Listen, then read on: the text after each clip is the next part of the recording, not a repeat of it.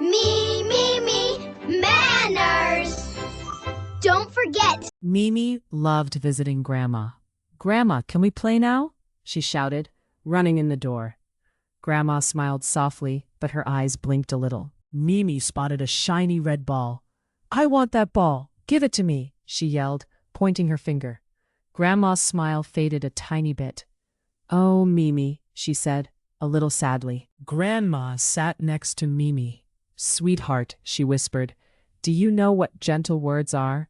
They are like soft hugs for our ears. They make hearts feel warm and happy, not surprised or sad." Mimi thought about Grandma's soft voice. She looked at the ball again. She took a deep breath. "Grandma," she said, a little quieter, "may I please play with the red ball?" Grandma's face lit up. "Yes, dear Mimi, of course you may," she said, giving Mimi a big, warm hug. Mimi felt a happy, gentle feeling bubble inside her chest.